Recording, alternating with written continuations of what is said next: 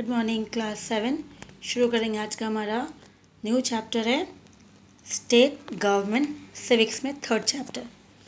Now what we will learn in this chapter?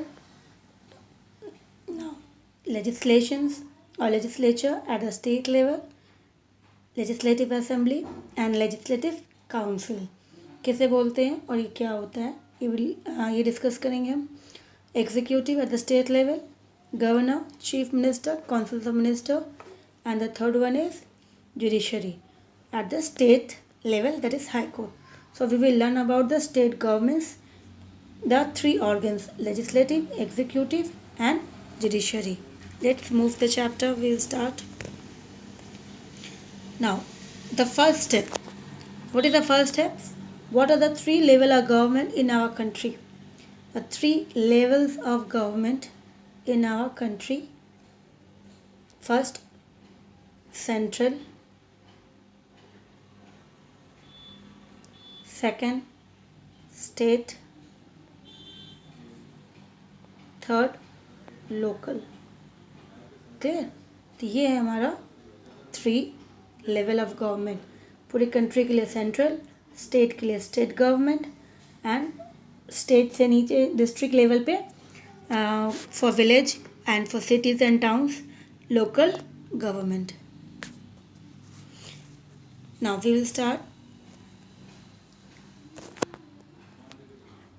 India consists of 28 states and 9 union territory. In order to ensure the smooth governance of these units, the government in India functions at three levels: central, state and local. In this chapter, we will study the constituent of the state government. So, first of all, India consists of how many states we are having right now? 28 and 9 union territories. Now, why it is called union territories? Why it has been not concluded or included in the state? Because it is such a small area which cannot be considered into a state. So it has been controlled by the union, by the central government, and it is be under control central government. So that is why it has been called as union territory. So right now we are having 9 union territories and 28 states. So in this chapter we will learn how the government functions, कि government कैसे function करते हैं, क्या क्या काम करते हैं, and three levels जो होते हैं central, state and local governments, ये उनकी कॉन्स्टिट्यूएंट क्या क्या होती है उनके अंदर, और स्टेट गवर्नमेंट के अंदर क्या कॉन्स्टिट्यूएंट है वो हम डिस्कस करेंगे। ना the government at the state level perform three major functions. क्या परफॉर्म्स करते हैं? सबसे पहले थ्री मेजर फंक्शंस में आता है makes law, execute law and protect the law from being broken along with solving disputes in accordance with the law. तो यहाँ पे सबसे पहला काम क्या बताया? Makes law. तो who will make the law? The government. So the department which will make the law, it has been called as legislative, legislature or legislative. Okay, so it has been called as legislature or legislative. It has been also been called as parliament. Commonly we call it as a parliament. Okay, so parliament, it has been called as parliament. So what is the role of the parliament or what is the role of the legislature? Is to make law. इसको law बनाना है। ये हो गया। फिर next क्या बोला गया? Execute law means who will execute the law, that once the law has been ordered and made, rules बनने के बाद एक बार जब बन गया तो उसे how it is been implementing, कैसे इम्प्लीमेंट करना, किस तरह से लोगों के पास पहुंच रहा है, तो उसे देखने के लिए कौन है वहाँ पर? Executive law. तो एग्जीक्यूटिव डिपार्टमेंट है। तो एग्जीक्यूटिव डिपार्टमेंट कौन सा हो जाएगा हमारा? एग्जीक्यूटिव में पार्लियामेंट के अंदर, दैट इज़ लेजिस्लेचर के अंदर, पार्लियामेंट के अंदर जो मिनिस्टर्स हैं, जो रूलिंग पार्टी, जो मिनिस्टर्स है, ठीक है। जैसे अभी राइट कौन है हमारा प्राइम मिनिस्टर कौन है? Narendra Modi, mister Narendra Modi prime minister है हमारे। फिर उनके अंडर में जितने सारे काउंसिल्स ऑफ मिनिस्टर्स हैं, तो वो और प्राइम मिनिस्टर नरेंद्र मोदी, और उनके हेड में कौन है? प्रेसिडेंट होते हैं, उनके हेड में होते हैं प्रेसिडेंट। ये सारे मिल के, ठीक है, ये सारे मिल के क्या करते हैं? ये रूल्स देखते हैं कि फॉलो हो रहा है या नहीं हो रहा है, एग्जीक्यूट प्रॉपरली हो रही है या नहीं हो रही है। इस तरह से अगर कहीं प्रॉब्लम हो जाती है तो उस प्रॉब्लम को सॉल्व कौन करेगा? कोर्ट करती है। कौन करती है? कोर्ट करती है, ठीक है।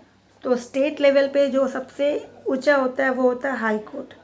स्टेट लेवल पे सबसे हाई होता है हाई कोर्ट। तो इसी तरह से court will take the part to protect the right of the citizens and it will show that no law should be broken. कोई भी जो लॉ है वो कोई भी इसको ब्रोकन ना करे, कोई भी, ठीक है। तो इसी तरह से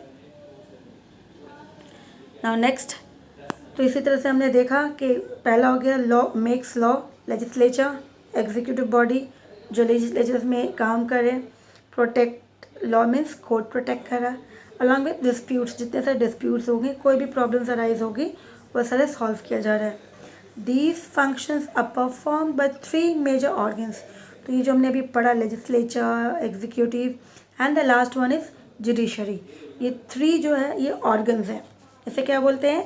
ऑर्गन्स बोलते हैं। जैसे बॉडी में ऑर्गन्स होते हैं, ऑर्गन्स होते हैं बॉडीज़ में, ठीक है, जैसे आईज, नोज, स्किन, टंग, ये सारे हमारे ऑर्गन्स होते हैं। अगर इसमें से एक भी ऑर्गन्स हमारे पास नहीं हो तो it will be difficult to follow और इन्जॉय योर लाइफ। हम उसको सही से इन्जॉय नहीं कर सकते, प्रॉब्लम हो जाता है। तो इसी तरह से गवर्नमेंट, कोई भी गवर्नमेंट हो, आइदर डेमोक्रेटिक हो या नॉन डेमोक्रेटिक हो या फिर मोनार्ची हो, तो जैसे भी होते हैं ये 3 डिपार्टमेंट्स, ये ऑर्गन्स जो होती है ये होती है legislature, executive and judiciary. So organs is there, organs तो जो है ये होता ही है इसके लिए, कोई भी गवर्नमेंट हो। नाउ लेट अस डिस्कस और एक्सप्लोर दिस 3 ऑर्गन्स। अब हम लोग इस 3 ऑर्गन्स को डिस्कस करेंगे डिटेल्स में।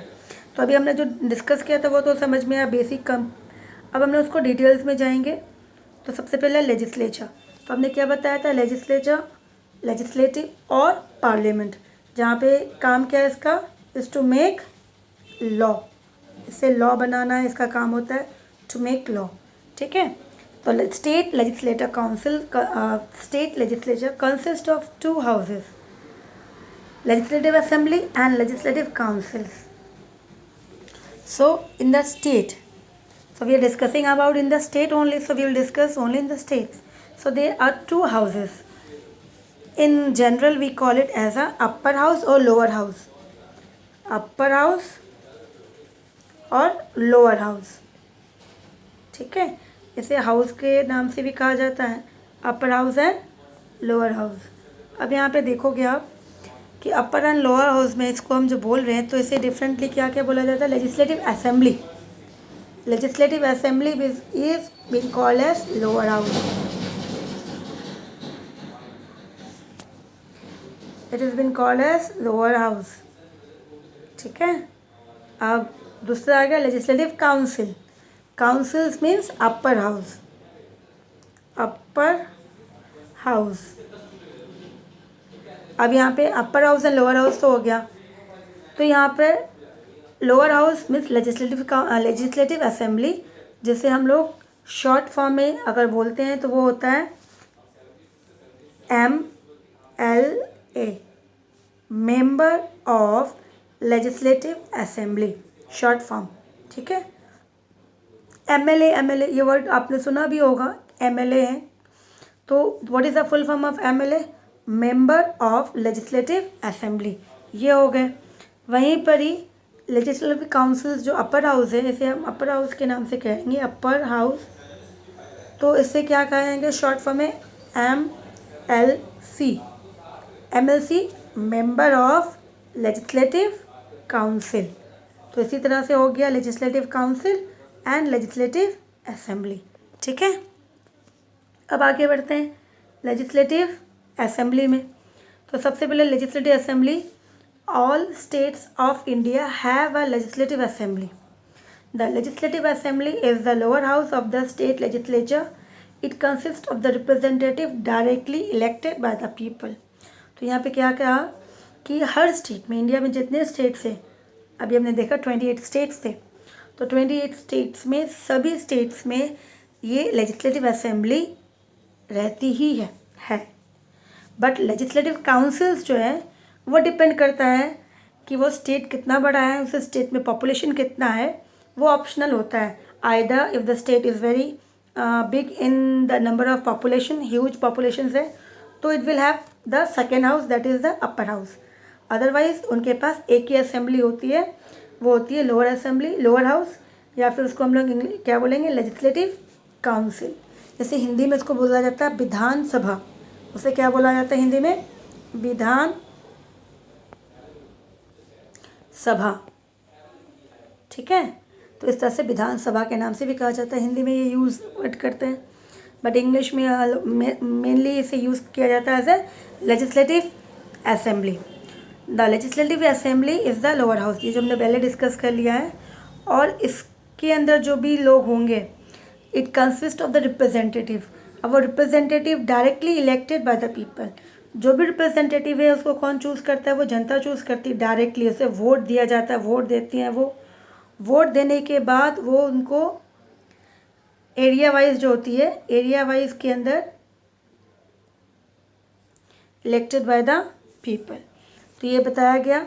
अब यहाँ पे देखो, मान लो आपकी, जैसे एग्जाम्पल ले लो क्लास का, class is a good example to compare all this.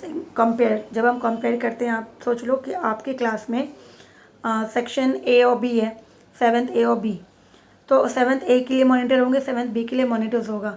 ठीक है, तो यहाँ पे क्लास वाइज और सेक्शन वाइज मॉनिटर होता है, एरिया। तो इसी तरह से हर क्लास का अपना अपना मॉनिटर होगा, भले उसमें ए बी सी जितनी भी सेक्शंस होंगे, और वो मॉनिटर अपने क्लास को आराम से ईजिली माइंड कर लेगा, कंट्रोल कर लेगा, डिसिप्लिन को कंट्रोल कर सकता है। बल्कि अगर सोच लो कि एक ही मॉनिटर पूरे स्कूल के लिए हो, तो पॉसिबल है वो हर क्लास में माइंड नहीं करेगा, मेंटेन नहीं कर पाएगा, डिसिप्लिन कुछ भी नहीं रह पाएगा, तो कंट्रोल नहीं हो पाएगा। तो इसके लिए ज़रूरी होता है हर एरिया, हर क्लास के लिए एक मॉनिटर फिक्स होना चाहिए। तो इसी तरह से हर स्टेट, हर एरिया, स्टेट को डिवाइड किया गया एरिया वाइज में। ठीक है, तो एरिया वाइज में डिवाइड किया गया है। तो हर स्टेट को, मान लो अब ये हमारा स्टेट है, ब्लॉक बना दिया, अब उसे हम लोग डिवाइड कर लेते हैं। अब हमने डिवाइड कर लिया 1, नंबर 2, नंबर 3, नंबर 4 करके, यहाँ 8 हो गया और ये हो गया 12। तो कितने ब्लॉक्स हो गए, 12 ब्लॉक्स हो गए। तो अब हर ब्लॉक्स में पॉपुलेशन रहते हैं, हर ब्लॉक्स में पॉपुलेशन है, तो यहाँ पर कितने ब्लॉक्स हो गए, 12 ब्लॉक्स हो गए। तो हर ब्लॉक्स के लिए, मतलब हर ब्लॉक्स में वहाँ पे लोग खड़े होंगे वोटिंग के लिए। अब मान लो बॉक्स नंबर 1 के लिए यहाँ पे कितने लोग खड़े हैं, 2-3 peoples are standing for elections, 2-3 लोग खड़े हैं इलेक्शंस के लिए। अब यहाँ पे उस एरिया में, मीन्स ब्लॉक नंबर 1 के लिए, ब्लॉक नंबर 1 के लिए कितने लोग खड़े हैं, 3 पीपल्स आर स्टैंडिंग। वैसे ही ब्लॉक नंबर 2 के लिए खड़े होंगे, 3 के लिए खड़े होंगे, 4 के लिए। अब जो ब्लॉक नंबर 1 है, ठीक है, ब्लॉक नंबर 1 के जो पॉपुलेशन है, वहाँ पे जो लोग रहते हैं, वो लोग इनमें से चूज़ करेंगे कि किसे चूज़ करना, the first one, second one, third one, based on उसकी जो उसने रैली में जो भी स्पीच दी थी कि वो क्या क्या प्रॉमिसेस फुलफ़िल करेंगे, क्या काम करेंगे, उसके बेस से हम किसी एक को चूज़ कर लेंगे। मान लेते हैं हमने लास्ट वाले को चूज़ कर लिया, तो लास्ट वाले को हमने चूज़ किया, तो लास्ट वाला जो है 3 जो थे वो तीनों ही खड़े थे, स्टैंड थे इलेक्शन के लिए, कैंडिडेट्स तीनों ही खड़े थे। लेकिन हम सभी ने मिलके उस एरिया में ब्लॉक नंबर 1 के लिए हम सभी ने मिलके सभी को वोट दिया होगा, लेकिन सबसे ज़्यादा वोट किसे मिला, थर्ड वाले को। तो ये विनर हो गया, थर्ड वाला विनर हो गया ये वाला। अब ये विनर हो गया तो he will be representing the first one. तो ये क्या हो जाएगा, he will be called as the representative of the block number 1। अब उस ब्लॉक नंबर 1 में पूरी जिम्मेदारी किसकी हो जाएगी, इस पर्सन की, थर्ड पर्सन की हो जाएगी। उस एरिया में वेलफेयर करना, काम करना, जो भी प्रॉब्लम्स है लोगों की सॉल्व करना, इसका होगा। तो उसी तरह से सभी एरिया के लिए सभी लोग खड़े होंगे। किसी एरिया में 3 होंगे, किसी में 2 हो सकते हैं, किसी में 4 हो सकते हैं। और जो सबसे ज़्यादा वोट जिसको मिलेगा वो विनर कहलाएगा and the person will be called as the representative of the particular area. तो वैसे ही जैसे आप अपने क्लास को रिप्रेजेंट करते हो, क्योंकि जब भी कोई प्रॉब्लम होती है तो मॉनिटर को बुलाएंगे, तो मॉनिटर पूरी क्लास को रिप्रेजेंट करता है कि कौन सी क्लास है, क्लास 7 है या 8 है या 9 है, तो उस क्लास को रिप्रेजेंट करता है। तो उसी तरह से यहाँ पर भी एरिया वाइज रिप्रेजेंट किया जाता है। ठीक है, तो एरिया वाइज जब रिप्रेजेंट करते हैं तो उस एरिया को प्रॉब्लम सॉल्व करने के लिए उस पर्सन का ही ड्यूटी बनता है। अब तो हम यहाँ देखते हैं, during the assembly election state is divided into small unit. जैसा भी हमने डिस्कस किया कि स्मॉल यूनिट में डिवाइड करते हैं उसको। इलेक्शन में मीन्स सिविक्स में हम उसे किस वर्ड में ब्लॉक नहीं बोलते, उसको हम लोग क्या बोलते हैं, कॉन्स्टिट्यूएंसीज। ठीक है, कॉन्स्टिट्यूएंसीज यहाँ पर। तो the area which is been divided, हमने अभी देखा the state is divided into small units. क्यों डिवाइड किया, for the purpose of elections के लिए। बट जो हमने डिवाइड किया रफली डिवाइड नहीं होता है, वो डिवाइड होता है बेस्ड ऑन पॉपुलेशन। नहीं तो अगर इस ब्लॉक में पॉपुलेशन कम है, इसमें बहुत ज़्यादा है, इसमें उससे ज़्यादा है, तो जहाँ जिसमें सबसे ज़्यादा पॉपुलेशन होगा तो वो जो भी पर्सन खड़ा होगा इस ब्लॉक के लिए वो इजीली जीत जाएगा, क्योंकि वहाँ पे नंबर ऑफ़ वोट ज़्यादा होगा। तो ये सिस्टम को नहीं फॉलो करते। क्या फॉलो किया जाता है, the area which is been divided, जो भी एरिया को डिवाइड किया जाता है किस बेस पे, बेस्ड ऑन पॉपुलेशन, की सभी एरिया का पॉपुलेशन जो है रफली लगभग सेम होना चाहिए, ताकि कोई किसी को प्रॉब्लम ना हो लगभग। क्योंकि अब सभी जब इलेक्शंस के लिए खड़े होंगे तो पॉपुलेशंस इक्वल होगा, तो वोट जो भी होगा वो मीनिंगली सबके पास सेम ही होना चाहिए, मतलब एरिया वाइज होंगे तो प्रॉब्लम नहीं होगी, कोई चीटिंग नहीं हो पाएगा इसके लिए। तो वापस से बता रहे कॉन्स्टिट्यूएंसीज, आप देखोगे आपके वर्ड मीनिंग्स भी मिल जाएंगे, लेकिन फिर भी सिंपली व्हाट इज़ कॉन्स्टिट्यूएंसीज, इसे constituencies the area which is been divided the purpose of elections. Divide करते किसके लिए, इलेक्शंस के लिए। और बेस्ड, यहाँ पे बेस्ड ऑन नहीं लिखा हुआ, which is based on population के बेस पे डिवाइड किया जाता है, उसे कहा जाता है कॉन्स्टिट्यूएंसीज। तो इसी बेस पे हर पर्टिकुलर एरिया में कितने लोग खड़े होंगे, हर कॉन्स्टिट्यूएंसीज में 1 person will be elected, 1 person और 1 कैंडिडेट विल बी इलेक्टेड। हम एक को ही इलेक्ट करेंगे, भले वहाँ पे 3 लोग खड़े हो जाए, लेकिन हम कितने को चूज़ करेंगे, 1 person will be the winner only. तो इसी तरह से स्टेट असेंबली में according to the population of that state उसके नंबर ऑफ़ MLAs जो होते हैं वो डिसाइड किया जाता है। तो constituencies means particular representative of that particular area. इसका मतलब हम सीट भी बोल सकते हैं, क्योंकि एरिया वाइज अगर हम डिवाइड किया, मान लो यहाँ पे 6 हो गए, तो उस एरिया में 6 कॉन्स्टिट्यूएंसीज होंगे, क्योंकि कितने ब्लॉक्स हो गए, 1 2 3 4 5 6 कॉन्स्टिट्यूएंसी, मतलब MLA कितने होंगे, वो भी 6 ही होंगे। तो इसी तरह से ये हो गया हमारा constituencies. Now the candidate elected in each of these constituencies become the member of the legislative assembly. अब जो जीत जाएगा, जो विनर हो जाएगा, वो क्या कहलाएगा, MLA, member of legislative assembly. इसे हम MLA के नाम से कहेंगे। ठीक है, अब यहाँ पे देखो ये पिक्चर्स दिख रहा है आपको, these are the peoples the sitting in this, ये असेंबली है। और यहाँ पे जो दिख रहा है आपको ये हेडिंग, यहाँ जो दिख रहा है वो हेड, ये कौन है, ये स्पीकर होता है जो सबकी प्रॉब्लम को सॉल्व करता है। मतलब असेंबली के अंदर भी रूल्स एंड रेगुलेशंस इम्पॉर्टेंट होता है, वो कंट्रोल कौन करता है, स्पीकर करता है।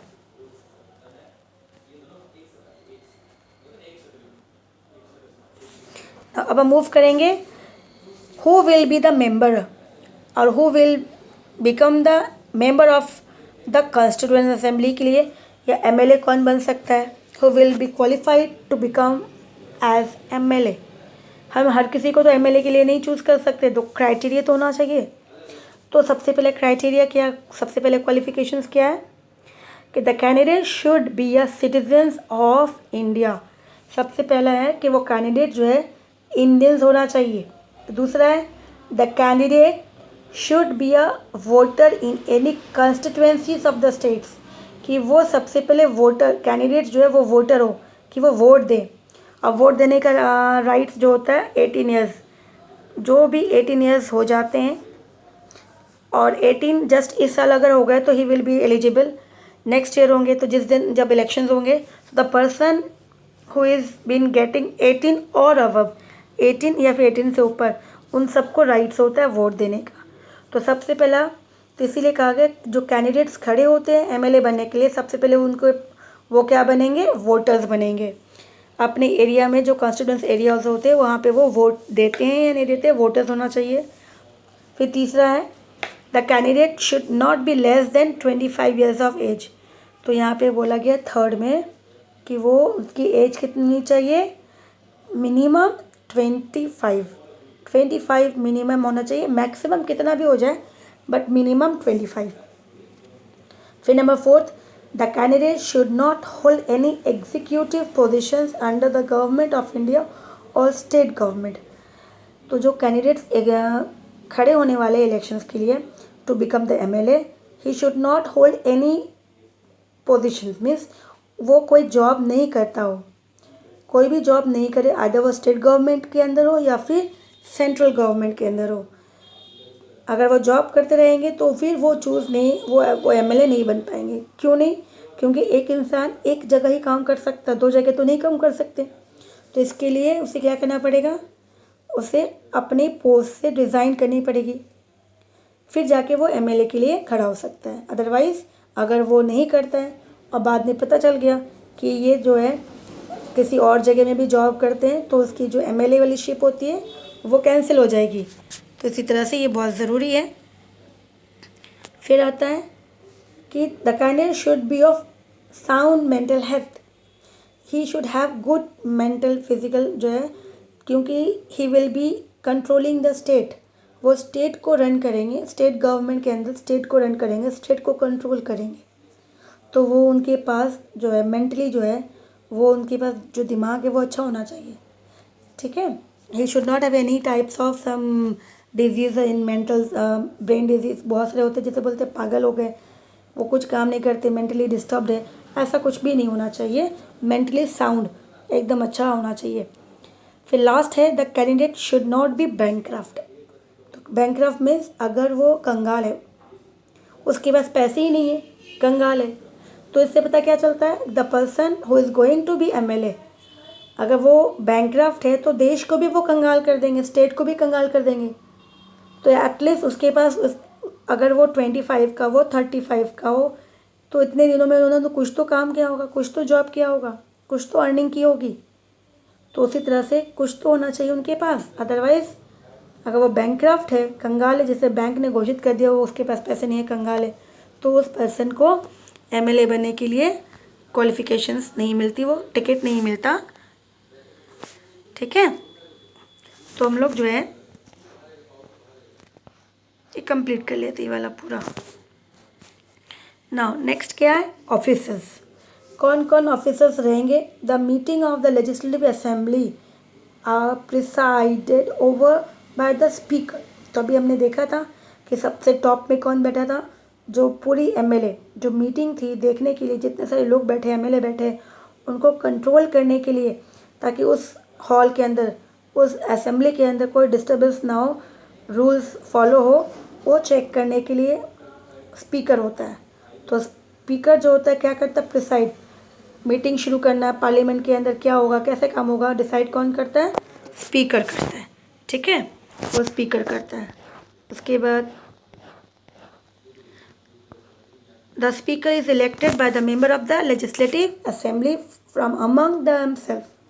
जो स्पीकर होते हैं वो कहाँ से चूज़ करते हैं, उसे भी लेजिस्लेटिव असेंबली से चूज़ करते हैं। इसी में से किसी एक को ऐसा चूज़ किया जाता है कि among from this only this will be the member और this will be the person who will be elected as a speaker.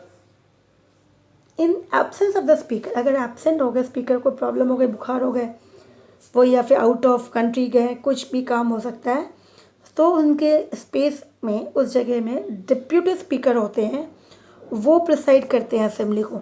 तो उस समय असेंबली जो है वो बंद नहीं रहेगी, it will be run, but who is going to preside, who will conduct तो डेप्यूटी स्पीकर जो होते हैं वो करते हैं। जैसे प्रिंसिपल फिर वाइस प्रिंसिपल होते हैं, तो वैसे तरह से यहाँ पे स्पीकर होते हैं, और स्पीकर एब्सेंट हो जाता है तो डेप्यूटी स्पीकर होते हैं। ही और she is also elected by the member of the assembly. तो जिस तरह से स्पीकर को इलेक्ट किया था असेंबली के अंदर, उसी तरह से डिप्टी स्पीकर को भी असेंबली से ही इलेक्ट किया जाता है, और ये कंट्रोल करती है पूरी असेंबली को। तो ये देखो यहाँ पे वापस देखो, टॉप में यहाँ पे बैठे हैं, मिडिल में सीट से, हाई सीट से, ही विल बी कंडक्टिंग, वो पूरे डिसीजन मीटिंग कंडक्ट करना, मीटिंग शुरू करना कब होता है, डिस्कशन कब होगा, टाइम पीरियड कितना लगेगा, everything is been discuss bye the speaker only. ठीक है, तो आज हम लोग यहीं तक करते हैं। नेक्स्ट क्लास में हम लोग शुरू करेंगे powers and functions of the assembly. ठीक है।